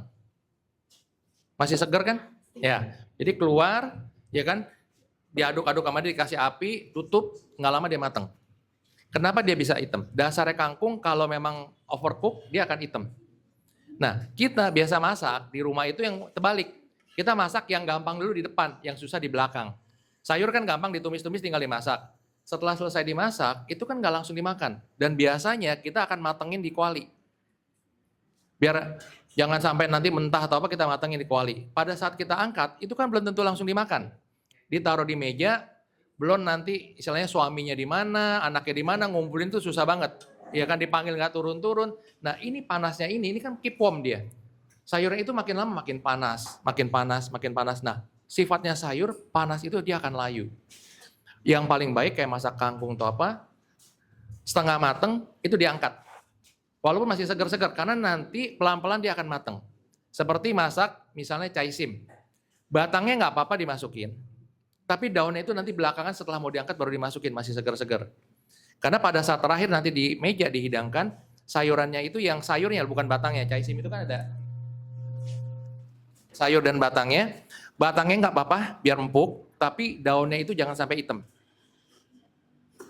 Kalau mau ngerendam sayur kayak misalnya kailan, apa segala macam, yang paling penting pada saat kita ngeseduh, kita kasih sedikit garam biar warna hijaunya keluar. Setelah diseduh begitu, kita rendam pakai air es, biar dia rasa garingnya. Dan kailan itu kadang-kadang gini, kita ngelihat kalau kita potong kailan, ini putih semua. Putih, biasanya kalau udah diseduh, kalau kita potong, putihnya makin lama makin hilang. Tapi jangan sampai putihnya hilang sama sekali, karena kailannya itu akan lembek. Tinggalin tetap, jadi prinsipnya gini, kira-kira aja kita ngambil, ya kan? Kalau masih ada garingnya di dalam, itu lebih enak dimakannya dibandingin lodoh. Makanya pada saat diangkat dari air panas itu, pada saat kita godok, rendam pakai air es. Kalau dikasih garam itu untuk ngeluarin warna hijaunya biasanya. Kasih minyak sedikit aja waktu nyeduhnya, biar dia rada berminyak, tapi bukan banyak ya. Jadi warnanya mengkilap. Prinsipnya gini, kalau masakan itu harus bikin nafsu makan. Kayak dengan warna, dan warna itu nggak pucat, terus kemudian sedikit minyak. Bukan dimainin minyak. Sekarang banyak restoran yang mau enak, kadang-kadang dihajar minyak yang banyak, dihajar vetsin yang banyak. Vetsin yang banyak itu akan bawanya ke aus. Vetsin itu bisa diganti dengan gula, tapi ada unsur gurih yang nggak bisa digantikan. Karena kan vetsin itu dari tulang, ya kan? Nah, jadi bisa diganti dengan gula unsurnya, vetsin itu. Ya. Jadi belajar masak. Nggak apa-apa. Gimana rasanya Bapak Ibu yang udah nyobain? Aneh. Enak. Ada yang Enak aneh ya. nggak? Jadi banyak sekali bumbu-bumbu yang di sini adalah bumbu yang memang dari 100 tahun. Karena prinsipnya gini, kakek saya ekstafet dengan papa saya, ya kan, menurunkan ilmunya. Nah, papa saya, karena waktu itu kakek saya meninggal tahun 58. Jadi saya belum lahir, terus kemudian saya dari umur 13 tahun dilatih dengan papa saya. Jadi ilmu itu menurun karena ekstafet. Terus kadangkala kita gini, kita anak muda, waktu saya masih masak, saya masak. Udah bisa dong, di sana ada chef-chef lagi. Kadang-kadang kita masak, tiba-tiba orang tua saya muncul. Diambil alih. Saat itu perasaan kita, sama lah mungkin sekarang kalau misalnya anak muda, pasti kamu merasa, gue bisa masak, malu kan gue digituin. Iya kan? Maksudnya kita bisa masak, diambil alih, terus orang lain lihat kayak gak bisa masak, kayak lagi anak kecil lagi diajarin masak. Padahal kita kalau sadar sekarang, pada saat itu, papa saya lagi nurunin cara masak yang benar bagaimana. Itu kita nggak sadar. Kadang-kadang kan kita selalu merasa, kok gue diguruin sih, udah bisa kok gue diguruin, padahal dia ngajarin. Ya kan? Ini loh, cara masak ini begini loh, bukan asal goyang. Kadang-kadang sekarang banyak tukang chef atau masak itu hanya action, cuma teng teng teng teng teng. Sebenarnya nggak perlu banyak diaduk. Masak itu cukup sekali asal rata, udah. Kalau makin banyak diaduk, itu kan artinya masakannya itu kan ngambang terus kan, nggak kena panasnya kuali. Itu kan hanya buat action doang loh, api. Kalau api itu paling gampang, minyak panas, ya kan? Minyak sedikit, terus kasih arak, itu nyala. Biasanya. Nah, kadang-kadang orang salah kaprahnya. Yang penting actionnya dulu gitu, diaduk, gini, diaduk lagi biar ngangkat. Sebenarnya yang paling penting masak itu api itu harus kuat dan masakan itu harus panas. Kalau sering diaduk-diaduk, artinya kan si makanan itu kan nggak dikuali, selalu di atas kan. Karena kan diaduk terus, ya kan. Jadi aduk itu seperlunya. Arak itu wangi. Tapi orang suka salah, arak itu ditaruhnya di mana? Di sayuran, ya kan. Ambil masak, sayurnya di tengah nih, ada sayur caisim, ada wortel, ada apa segala macam, dituangin di tengah kan. Arak itu kalau ke sana, yang turun itu jadi arak mentah. Arak itu wangi kalau dibakar. Jadi pada saat masak capcay atau apa mau kasih arak itu harus di samping kuali yang panas. Biar dia turun itu melalui proses karena kuali itu panas, wanginya yang turun. Arak yang matang itu yang turun, bukan arak mentah yang turun. Itu caranya. Kadang-kadang kalau ngeliat dari show gitu apinya gede. Nah seringnya kita kelabakan kalau api gede itu mau matiinnya lagi mana. Refleks, kita ngambil air, kita siram. Nah, siram bukan makin mati, itu apinya makin gede. Kenapa? Air dan minyak itu nggak senyawa. Yang bikin api itu gede karena minyaknya sedikit, ya kan? Dan panas, itu bikin menyala. Yang harus dilakukan adalah kita ambil lagi minyak yang banyak. Ini kan biasa ibu-ibu suka minyaknya dikit, pelit kan di rumah kan? Nah, pakai minyak yang banyak, yang panas, tuang. Minyak dengan minyak dia akan bersenyawa. Minyak yang panas karena dicampur dengan minyak yang dingin, panasnya akan turun. Yang dinginnya juga turun, yang panasnya turun, akhirnya api itu tidak akan hidup di minyak yang nggak panas. Nah dia akan mati secara sendirinya. Tapi kalau disiram air, dia akan galak. Pada saat kita siram, minyak itu akan kegeser keluar dari kuali yang ada mudah terbakar, dia akan bakar sekelilingnya. Karena kita gugup. Jadi harusnya siram minyak yang banyak, ya kan? Siramnya juga nggak usah bilang disiram gitu, taruh aja minyaknya. Kalau kita punya penggoreng atau sengsi yang panjang, kita ambil, kita tuang aja, kayak gitu. Biasanya kalau minyak ketemu minyak bersatu, minyaknya udah jadi dingin, apinya mati. Yang bikin galak itu air sebenarnya, disiram. Seperti kita goreng sesuatu nih, goreng cumi paling jahat. Goreng cumi, goreng apa segala macam. Kenapa yang bikin meletik itu? Karena masih ada air di dalamnya. Paling aman kalau goreng udang atau goreng apa nggak mau meletik, ambil kertas setelah misalnya direbus atau dicuci, taruh di kertas biar airnya itu keserap. Yang jahat itu air, yang bikin dia meletik itu air biasanya. Ya. Nah, jadi habis ini pulang ke rumah ibu-ibu nih, atau kalau sekarang mah gak cuma ibu-ibu ya, bapak-bapak juga masak. Udah tahu nih tips and triknya. Kan enak ya, hari ini tuh ilmu bisnisnya ada, ilmu masaknya ada. Udah lengkap lah, sering-sering kan kita kesini kok. Belajar masak ya, udah buka kelas masak. Belajar masak. Nah, sembari menunggu nih sambil menikmati, dari rekan-rekan ada yang mau bertanya nggak? Oh, udah ada yang siap bertanya nih di depan. Boleh? Mungkin nama aku Tio, mau nanya ke chef, kalau kan sekarang banyak ya orang yang kayak bikin jadi food blogger atau dadakan gitu yang bikin upload di Instagram ya kebanyakan. Itu gimana kalau dari ininya chef itu? Yang mungkin ada yang kayak mungkin kan kemarin kayak dulu sempat marak yang kayak kasusnya Blue gitu. Itu aja sih. Terima kasih. Oke, sebenarnya gini, kalau food blogger, semua ini musim ya. Sekarang lagi musim cari kerjaan yang paling mudah jadi food blogger atau apa. Sebenarnya pertanyaan lagi kadang-kadang satu kita ngobrol sama temen. Sebenarnya makanan yang enak itu yang mana sih? Karena food blogger itu yang penting gue dibayar atau lagi mana ngeliput di mana-mana bilangnya enak. Jadi kita nggak dapat gambaran lagi sebenarnya yang benar enak itu yang mana. Karena saking lihat itu sumber penghasilan, mereka ngupas di mana aja mereka ngupas gitu. Dan hasil kupasan mereka kan biasanya bilang selalu enak, selalu apa kita nggak tahu. Seperti kayak kita juga pernah diliput dari beberapa stasiun TV yang kadang-kadang makan sekali caplok begini. Padahal itu kalau makan begitu zaman dulu dimarahin ya tante. Itu kan kayak orang rakus makan, terus kalau makan harus, itu kalau dulu kita makan kalau begitu udah habis ya diomelin sama orang tua. Makan kayak babi katanya, kayak gitu. Iya kan selalu gitu kan, kalau kita makan tuh harus pelan-pelan. Kalau sekarang coba lihat di TV, kalau makan harus bunyi. Iya kan, terus makan harus dimasukin. Itu mereka makan tuh juga bohong. Kan kita sering berapa kali di sini kan. Jadi mereka makan di bawahnya mereka tuh ada tong sampah. Jadi mereka makan apa, setelah di-cut sebentar mereka buang. Nggak benar-benar ditelan sama mereka. Iya kan? Nah blogger-blogger yang kecil ini kadang-kadang melihat gitu enak, dikasih makan gratis, ya kan? Terus ini segala macam. Siapa tahu nanti banyak followernya, gue dapat bisa penghasilan atau apa. Tapi makin belakang ke sini, makin gak jelas. Sebenarnya mana sih yang memang qualified, ya kan? Benar-benar makanan tuh enak, ya kan? Yang penting kalau diundang dikasih transport, gue akan bilang enak, walaupun nggak enak. Karena kadang ada blogger yang datang ke sini, kita ngobrol atau apa segala macam. Emang di sana lu habis dari sini, iya. Terus makan lagi gimana, enak semua? Enggak lah, ini nggak enak. Lu ngomongnya di konten bilangnya enak, ya kan gue dibayar, ya kan? Jadi bilangnya selalu enak. Oh ini enak lo, ini begini enak. Nah itulah yang kadang-kadang yang dibilang enak itu sebenarnya kategori enak itu kayak apa sih? Ya kan? Karena banyak sekali, artinya gini, blogger yang sesungguhnya untuk food, istilahnya untuk makanan, itu akan kalah dengan banyaknya food blogger itu yang dadakan, yang artinya nyerbu kemana-mana, ya kan? Terus kan kadang-kadang gini, food blogger yang mahal itu kalau baru buka UMKM apa baru buka, kan nggak mungkin ngundang yang mahal. Nah inilah pasar yang kan modelnya kayak piramida semuanya, ya kan? Yang makin mahal makin tinggi, tapi pasarnya sedikit. Yang banyak itu adalah di tengah.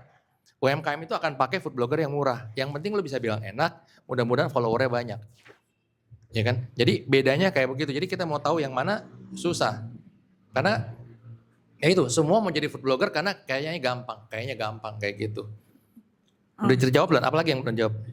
Udah. Nah, aku mau nyambung dikit mengenai food blogger. Sebagai seorang yang punya bisnis F&B, sebenarnya dengan adanya food blogger atau penilaian sebenarnya unprofessional ya sebetulnya. Karena kan itu based on seleranya food blogger itu masing-masing. Sebenarnya itu menguntungkan apa enggak kok? Menguntungkan pada Sebelum saat dijawab, dia fair. disclaimer ya buat para food blogger, ini kita mencari pendapat saja gitu ya, bukan untuk bermaksud apa gitu ya. Cuma maksudnya kalau itu POV as a food blogger, hari ini kita ingin mendengar POV dari sisi pemilik bisnis begitu ya. Silakan Niko. Kadang-kadang gini, pada saat food blogger itu real dan netral is okay. Tetapi kan sekarang namanya persaingan bisnis suka dipakai oleh saingan bisnis. Artinya gini, saya ngirim food blogger ke sana untuk menjatuhkan dia. Saya kirim berapa orang, 5 orang atau apa, saya kirim ke sana untuk ngerasain yang kita nggak tahu, untuk dicoba, untuk menjatuhkan. Jadi namanya bisnis, itu kan jahat banget bisnis. Segala macam cara itu dipakai untuk menjatuhkan. Nah sekarang yang paling gampang dipakai adalah cara food blogger. Kirim aja mereka ke sana, mereka tes, terus mereka bikin testimoni bahwa ini makanan yang nggak enak lah, apalah segala macam, banyak yang kita kan nggak tahu. Jadi kadang-kadang sulit patokannya, ya kan? Jadi patokannya lagi mana? Benar atau enggak kan kita kan nggak tahu. Seperti salah satunya juga kadang-kadang saya kemarin pas ketemu sama supplier, cuman ini diantara kita. Intinya kayak begini, saya dulu kalau angkatan kita kenal kan penyanyi Harvey Malaholo, itu kenal, ya kan? Itu langganan kejuaraan.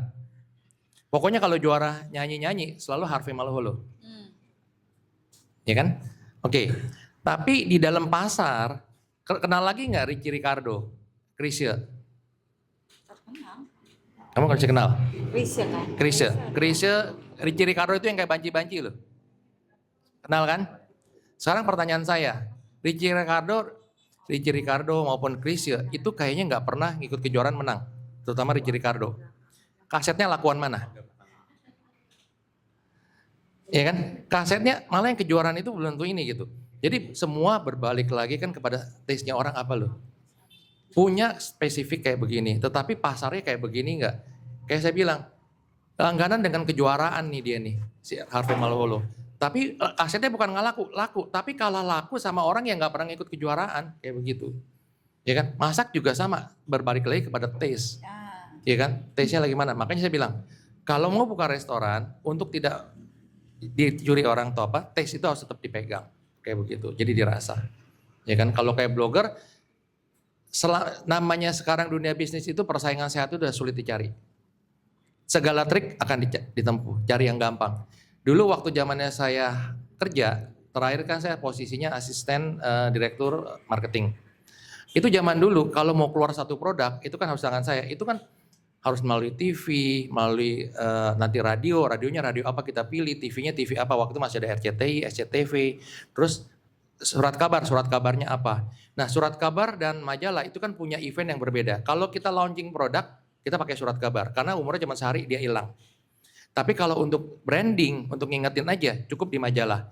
Karena kan zaman dulu kalau ibu-ibu ke salon, pasti di sampingnya ada majalah ya. Pasti kan kita sambil nunggu ngeliat iklan. Nah itu kan untuk nge-branding atau ngingetin orang. Tapi kan zaman sekarang instan. Yang penting bisa medsos, udah. Kita bisa kerjain sendiri. Bisa nggak kita kerjain kayak begitu. Jadi sekarang instan, tapi kita harus punya kemampuan kayak begitu. Ya kan? Tapi semua selalu bergerak terus. Ya. Oke, apa lagi? Plus minus lah ya sebenarnya kok prinsipnya begitu ya. Dari tadi ini aku dibisikin mulu. Jangan lama-lama katanya gitu. Salah ya. Belum selesai, sabar ya. Ditunggu dulu. Masih Udah bosan banyak, masih banyak. Belum kan? Belum bosen kan ya? Yang nanya baru satu. Sebelum aku minta pertanyaan berikutnya. Tadi bilang persaingan saat ini agak kurang banyak yang tidak sehatnya ya. Dari Koko sendiri ada tips mungkin untuk semua bidang ya. Menurutku mau di usaha apapun sebenarnya ada saja yang tidak sehatnya begitu ya. Nah ada tips mungkin untuk menghadapi kemelut duniawi itu kok. Kemelut duniawi. Kadangkala susah ya, makanya balik lagi saya bilang yang haram itu gampang, yang halal itu susah. Nah itu yang berbalik lagi kan kayak gitu. Jadi kadang-kadang persaingan dipukul-pukul terus. Kadang-kadang kan kita bilang gini, nanti kebenaran akan keluar pada akhirnya. Tapi kan ujungnya akhirnya kapan gitu. Apakah akhirnya itu setelah kita nggak ada baru ada akhirnya? Lama Nah kan ini tuh ya kok. itu yang kita sulit menjawab adalah segala sesuatu gitu. Misalnya kita menanam kebajikan, nanti kan dia berbuah. Kadang-kadang kita pertanyakan lagi, berbuahnya kapan? Iya kan? Kadang-kadang kan manusia nggak sabar kalau berbuah itu misalnya nanti setelah kita nggak ada, ya kita kita nggak merasakan itu berbuah. Iya kan? Kita berharap di agama apapun ada. Kalau di agama Kristen ada yang namanya tanam tuai. Di agama Buddhis itu ada namanya karma. Buddhis itu paling gampang salahin si karma tuh. Bener ya? Yang Buddhis banyak gak? Yang gampang kan si karma, terkenal si karma itu. Jadi kalau sesuatu yang jelek, terima itu karma lu. Iya kan? Itu karma lu. Padahal kalau kita nolong orang yang karmanya buruk, apa karma kita ikut buruk? Kan belum tentu. Belum tentu. Karmanya kan berbeda, kayak begitu. Cuman kapan berbuahnya yang kita kan nggak tahu, kayak begitu. Kita nanam, tapi kan kita nggak tahu. Jadi saingan bisnis itu pasti ada, ya kan? Kita susah ngejawab, kita harus triknya lagi mana? Kita by case yang kita bisa lihat. Lu lagi mana sih atau apa? Saingan bisnis, kadang-kadang gini, boleh dibilang lagi saingan bisnis itu ada di dalam dunia nyata, ada lagi yang di dalam dunia yang tidak nyata. Yang kadang-kadang kita nggak bisa ngelihat. Ada nggak? Ada, tapi kan kita nggak bisa ngelihat juga. Kayak gituan. Jadi kalau kayak begini triknya, ya bagaimana juga bingung juga ya. Karena kenapa? Banyak sekali sifat dari iri benci itu, kalau nggak ada perasaan iri benci mungkin dunia udah damai, nggak ada perang. Karena rasa itulah saling menjatuhkan. Sekarang kalau dibilang, siapa sih yang menciptain perang semua atau apa segala macam? Istilahnya kalau off the record kita ngomong mungkin Amerika. Kenapa? Dia punya senjata banyak. Dia punya peluru banyak. Pelurunya ini expired. Kalau nggak dipakai, mereka kan nggak punya devisa lagi. Ya kan? Jadi mereka menciptakan perang biar pelurunya atau apa dipakai. Emang ini gratis? Nggak gratis.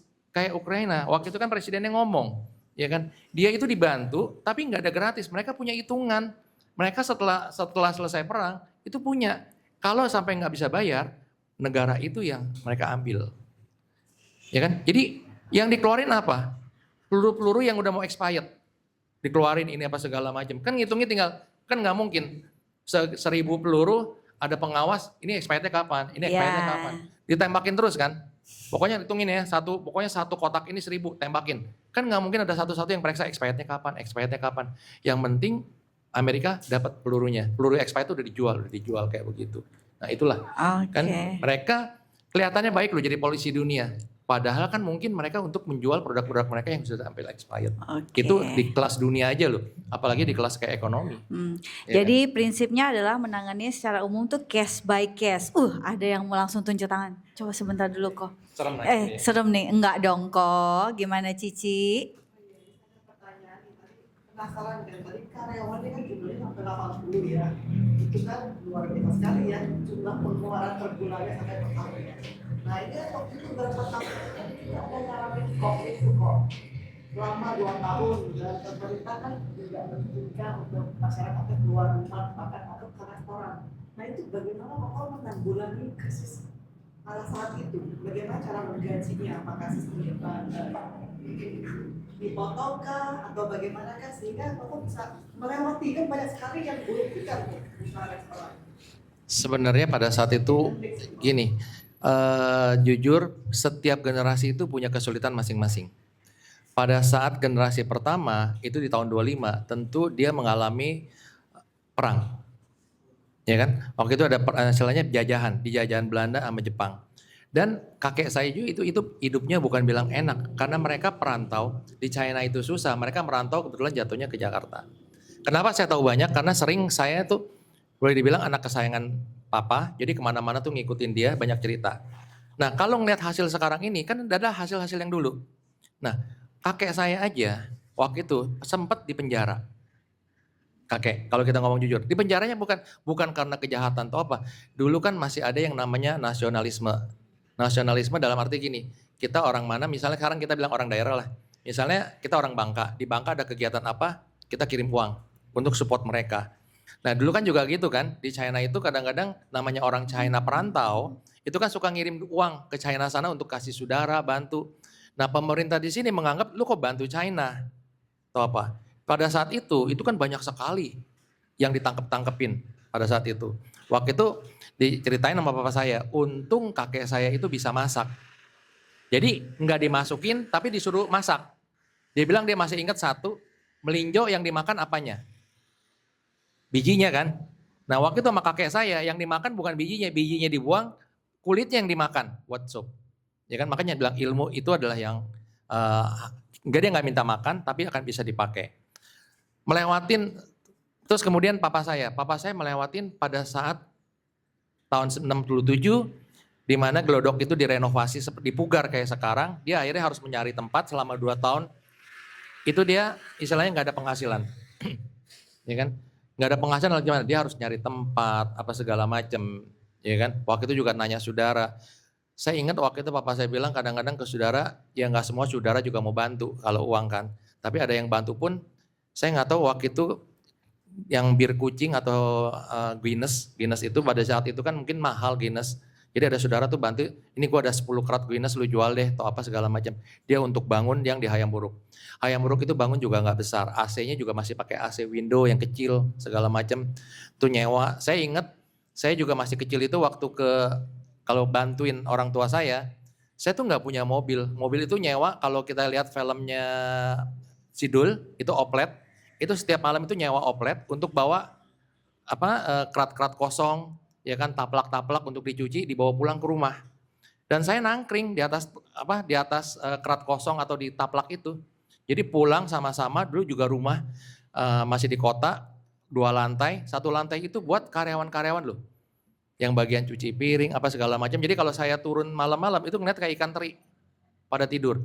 Karena mereka kalau malam tuh pulang, misalnya bawa taplak, mereka cuci taplak, dijemur. Di atasnya itu jual buat jemur isit, apa segala macam. Isit itu bau banget. Jadi pada saat misalnya isit basah terus dikeringin, kita tidur di bawah itu baunya isit. Dan itu saya udah harus biasa, kenapa? Ya karena mereka merintis. Ya kan? Jadi papa saya tuh harus melalui gitu, nyari. Terus kemudian krisis Krismon. Ya kan? Krismon itu juga masalah. Kenapa? Waktu sebelum Krismon, sebenarnya sebelum Presiden Soeharto jatuh, restoran itu nggak banyak di Jakarta karena dilarang. Tapi setelah Presiden Soeharto jatuh, restoran dari luar itu nyerbu.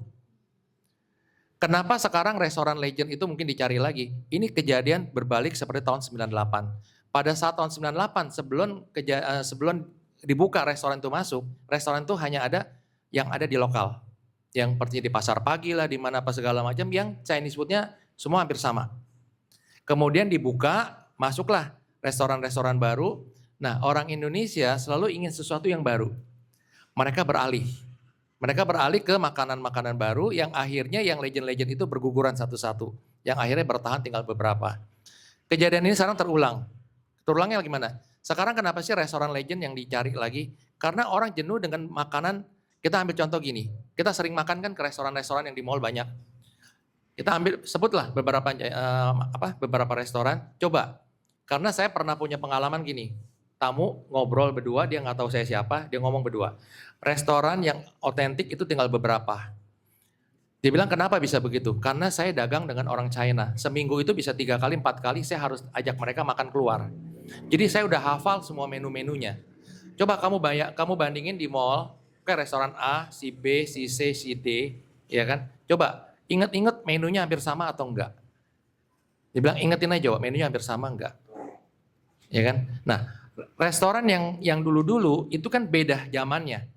Jadi kayak tadi saya bilang nasi manis mungkin nggak ada, karena ini kan masakan dulu, ya kan? Karena untuk menciptakan seorang tukang masak itu nggak dalam bilangan bulan bisa jadi, bisa dalam bilangan tahun baru jadi.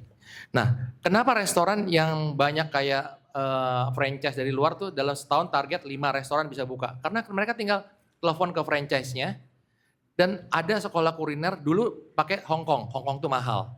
Sekarang pakai China, terus China mahal, mereka pakai Vietnam atau yang lain-lain. Nah, anggaplah kita nih semua satu lulusan, satu sekolahan dari sana. Tentu kan ilmunya nih sama. Pada saat kita nyampe ke Indonesia, tentu ilmunya itu misalnya kita sebut apa, misalnya salah satu masakan. Tentu akan rasanya mirip semuanya sama. Cuman di tangan saya tambahin ini sedikit, di tangan ini tambahin dikit. Tapi kan ilmunya sama. Makanya menunya kurang lebih pun akan sama semua kayak begitu. Ya kan? Jadi kesulitannya masing-masing tuh tiap tahap tuh ada. Ya kan, kayak saya sekarang COVID aja belum selesai, ini. Pertahanannya lagi mana? Kadang-kadang ya kita minta pengertian juga dari karyawan pada saat COVID, kita nggak keluarkan. Jadi kita kasih 2 pilihan sama mereka pada saat itu. Saya keluarkan separuh, atau kita nanggung rame-rame, saya potong 25% dengan maksud kita bisa hidup semuanya. Ya kan, karena saya nggak mungkin saya belain dia, ini saya korbanin. Jadi saya kasih pilihan dulu, jadi kita balik, kita kasih pilihan ke mereka.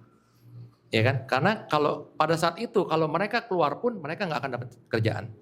Ya kan? Covid itu nggak ada kerjaan kok. Untungnya aja restoran tuh masih boleh buka untuk take away. Betul. Ya kan? Take away jadi karyawan yang ada pun kita manfaatkan untuk take away, yang punya motor ngirim kemana atau apa, karena untuk ya bertahan hidup. Mau nggak mau kayak begitu. Jadi kita kasih 2 pilihan, apakah saya potong setengah, ya kan? Dengan maksud gua ngambil keputusan itu untuk musyawarah loh sama kamu orang. Walaupun sebenarnya di otak kita udah ada keputusan harus lagi mana. Karena jangan sampai yang dikorbankan, karena pasti yang dikorbankan itu kalau nggak yang baru, yang udah expired kayak gitu kan.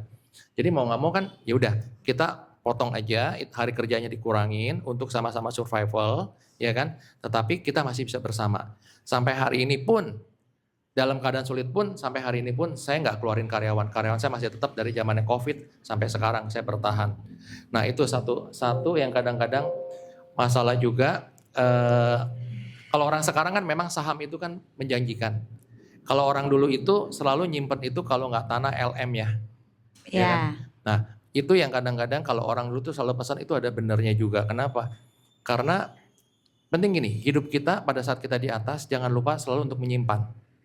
Kita jangan terbalik dalam arti gini, kita punya gaji 1 juta, kita habiskan 900.000, 100.000-nya kita tabung. Simpan.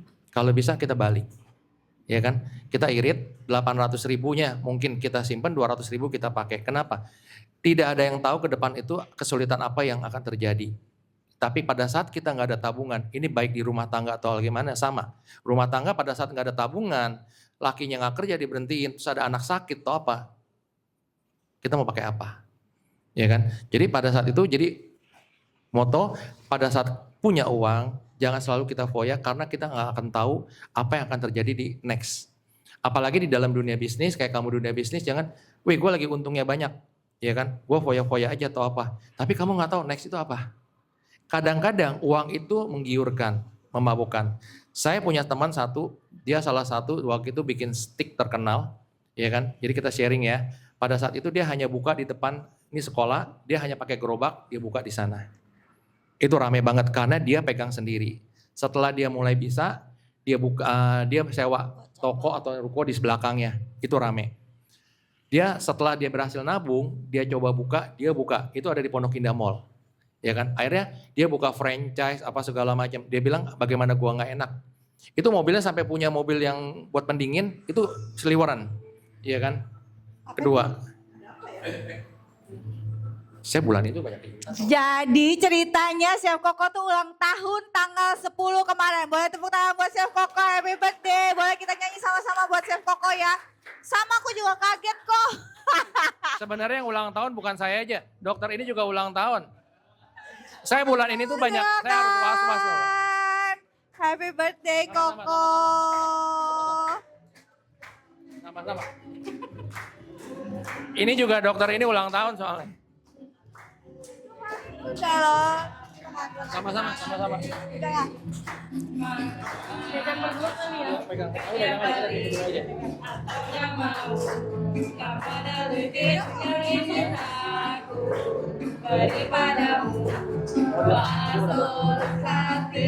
Yuk ya, kita tiup sama-sama ya.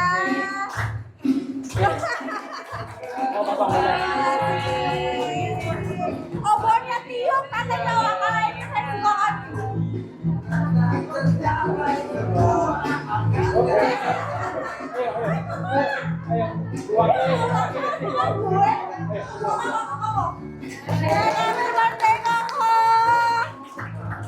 Terima kasih. Oh mau foto, nanti habis ini kita foto ya. Oke. Oke, agak kaget ya, tahu ada suara ulang tahun tuh gue langsung ngeliatin ke kiri. Belum gue kode deh perasaannya, agak-agak harap dimaklumin ya. Oh disuruh foto dulu. Bapak Ibu foto dulu ya, di belakang boleh berdiri biar nampak atau kelihatan. Aku nyelip aja lah. Sini aja, nggak apa-apa kok. 1, 2, udah. Mudah-mudahan dirimu ada sehat selama-lamanya. Oke, terima kasih sekali lagi. Boleh ucapin happy birthday buat Koko hari ini tanggal 10 kemarin ulang tahunnya. Nggak briefing gue deh, dia ngeluarin kue ya, tahu-tahu ada lagunya. Lagi seru tadi ya, oke. Saya terus terang kalau bulan ini diadain, itu saya penuh curiga tuh. Pokoknya kalau udah gerak-gerak apalagi ya. Pantes lirik-lirik kan tadi kan ya. Soalnya banyak yang nggak tahu. Terus terang gini, kayak kemarin pun pada saat libur, saya ngundang beberapa staf kan suka lari di GBK. Saya bilang, ayo kalau kalian habis dari GBK, kamu mampir deh ke Senayan City, kita ajak makan. Karena kan mereka biar cobain lah makanan kayak berhasil kayak begitu. Udah nih pergi makan ke sana. Habis itu saya bilang mau nonton nggak? Ya udah kita nonton. Jadi kita coba kebersamaan. Nah yang lucunya pada saat saya nyamperin ke maitrisnya, saya bilang saya mau ke toilet, nanti bonnya kasih saya. Dia nanya sama saya, Pak itu kuenya mau dikeluarin nggak Pak? Nah kan. Iya kan? Jadi saya dalam lagi, oh gue dikerjain juga ya di sini ya. Ma- Tapi cara nggak langsung karyawannya nanya sama saya, Pak ini kuenya mau dikeluarinnya kapan? Dalam hati saya gue nggak bawa apa-apa. Nah, Oh kayaknya ini mau mereka pada dikerjain nih bawa ya nih. kan. Makanya dari tadi kalau gerak-gerik sama juga. Mereka itu ya karena mereka merasa saya suka bercanda sama mereka, saya suka iseng. Jadi kayak mereka tuh kalau ada saya tuh paling takut. Kenapa? Saya suka isengin, ya kan? Saya suka bercanda sama mereka, biar mereka juga deket. Mereka tuh bikin video, ini kan semua dikontrol pakai CCTV. Kadang-kadang saya tanya sama mereka, ini bagi bikin apa ya? Ya udah Pak, belaga bego aja Pak katanya. Terus bikin kejutan juga, bikin di tengah-tengah. Kuenya lagi ditata, saya muncul di tengah. Lagi bikin apa? Ya Pak udah keluar Pak katanya. Jadi makanya kalau bulan ini selalu kalau ada gerak-gerakan ngapain lagi ya? Nah, Ngapain lagi ya? Kataku lain kali mundur ke bulan 12 gitu. Jauhan biar dia terkejut. Terus kalau mau ke resto di briefing dulu mbak-mbak kasirnya. Biar kalau ini jangan ditanya kuenya mau keluar kapan gitu. Oke, terus jangan lupa banyak CCTV kata Kokoko. Jadi nah kalian waktu itu kelihatan semua. Mencurigakan, gerak-gerik mencurigakan dari yang punya restoran gitu. Salah satunya kita komunikasi pakai HT dipanggil satu ini ngapain dipanggil satu-satu. Kita kontrol kan kita cek semuanya. Oh ada di sini ngapain saya bilang. Ini salah satu saya bilang, lu ngapain? Pak dagang nggak tahu. Kataku sih lain kali pakai WA group, jangan pakai HT, kedengeran. Gitu ya. Bikin grup dalam grup tahu. Nanti aku kasih tips di belakang. Oh salah, nggak bercanda. Oke, nah jadi ini karena tadi sudah ada ulang tahun juga. Selamat ulang tahun sekali lagi kok. Panjang umur, sehat selalu. Ulang tahunnya. Udah lewat lama, nggak apa-apa. Kan masih baru. Panjang umur, sehat terus. Terutama sehat, rezekinya lancar, bisa membantu lebih banyak orang juga. Dan pastinya Ekaria semakin rame, semakin jaya, sukses terus. Oke, nah di penghujung acara, jadi kita tadi sudah dapat tips juga dari Kokoko bagaimana kita memanage karyawan. Bagaimana kita survive di tengah kondisi yang sulit, baik itu COVID maupun krisis moneter dan sebagainya. Prinsipnya kalau misalnya kita mau buka usaha, jangan cuma mikirin modalnya aja, habis ada modal ya udah suka hati aja, yang penting aku ada modalnya, aku suruh orang lain aja deh. Jangan gitu ya kok. Harus bisa juga masuk ke dalamnya, harus bisa terlibat ke dalamnya, harus tahu apa yang kita inginkan dan harus tahu setiap proses yang ada di dalamnya. Karena begitu kita tahu setiap proses yang ada di dalamnya, begitu terjadi kekurangan, terjadi kesalahan, maka kita akan lebih cepat mengantisipasinya sehingga resiko yang kita miliki sebagai pemilik perusahaan atau apapun itu jadi lebih kecil begitu ya. Dan jangan lupa untuk mempersiapkan diri, sedia payung sebelum hujan gitu ya. Ini udah agak suka mendung. Sedia payung sebelum hujan karena kita nggak pernah tahu kondisi apa yang akan kita temukan ke depannya. Mungkin saat ini kita mampu, besok lusa kita belum tahu seperti apa. Mau menunggu karma baik, mau menunggu bertuai ada waktunya. Tapi prinsipnya kita harus tetap untuk berbuat baik, berbuat bijaksana begitu ya, agar kita tidak berharap sebenarnya pada hasilnya ya kok, tidak berharap bagaimana karma baik itu nanti akan berbuah segala macam, tapi itu bagaimana kita secara dari sisi kemanusiaan juga kita juga cukup tenang dan cukup nyaman dan kita happy gitu untuk menghadapinya. Oke, nah kalau begitu aku minta satu pesan terakhir dari Kokoko, ini kan Koko generasi ketiga, kira-kira pesan apa yang akan Koko sampaikan untuk generasi Koko yang keempat? Belum ada sih katanya ceritanya. Ngarep katanya Cici, nggak aja dia pesan untuk generasi keempat Koko apa? Generasi Sebenarnya empat. bukan untuk generasi tetapi untuk yang muda-muda. Oh, yes. Sebenarnya jangan takut. Capek itu semua pasti capek. Ya kan? Tapi balik lagi segala sesuatu kita harus berpikir smart. Ya kan? Kadangkala kita nggak bisa instan. Kita punya modal, kita serahin modal doang, suruh orang jalanin, tapi ingat, kalau kita nggak bisa suatu saat kita akan dikerjain. Jadi pesannya kalau kerja di bidang apapun harus turun ke lapangan ke bawah. Biar kita tahu setiap sesi yang ada, setiap bidang yang kita lewatin itu kita kuasain. Karena kita sebagai pemilik. Ingat, belum tentu mereka kerja 100%, nggak semua ya. Jadi belum tentu semua itu bisa berpikir kayak kita. Semua orang bisa bekerja dengan baik nggak? Pasti bisa. Tapi bekerja dengan hati itu yang sulit. Yang rasa memilikin. Mau nggak mereka suruh tungguin? Nggak semua itu kan juga mau. Ya kan? Jadi bidang apapun yang digelutin, jangan takut susah. Karena kan kita nggak tahu. Satu bidang kita buka 2 bidang juga nggak apa-apa. Tapi harus digelutin dari bawah kita harus tahu alurnya itu kemana.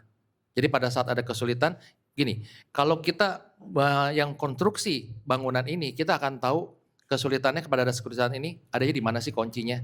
Seperti misalnya saya ngikutin pembangunan gedung ini, lampu ini mati, saya tahu urutannya, NCB-nya di sana loh, ininya di sana loh.